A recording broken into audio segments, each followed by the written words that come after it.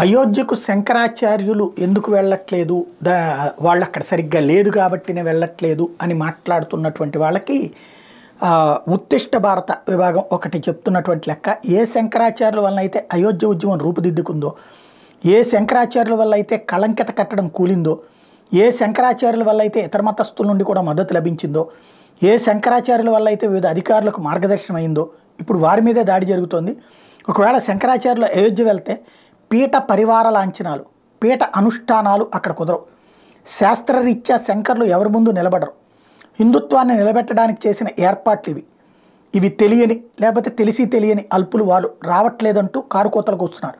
ఒకవేళ శంకరాచార్యులు అయోధ్య వెళ్తే మోడీ వీళ్ళకి మోకరిల్లితే పిచ్చి కోతలు, వీళ్ళు ద్వితీయ స్థానం తీసుకోవడం శాస్త్ర విరుద్ధం. అయోధ్య ఆలయం వెనక కొంత ధర్మం, శాస్త్రం, కొంత హిందూ సంఘటన అనే రాజ్య దృక్కోణం ఉన్నాయి. సగం శాస్త్రం, సగం రాజ్య సంఘటన. ఆ రెండిని బ్యాలెన్స్ చేయాలి అంటే శంకరాచార్యులు అక్కడికి వెళ్ళకపోవడమే మార్గం. ఇది రవిశంకర్ గారు చేసినటువంటి పోస్ట్ని ఉత్తిష్ట భారత హైలైట్ చేసింది.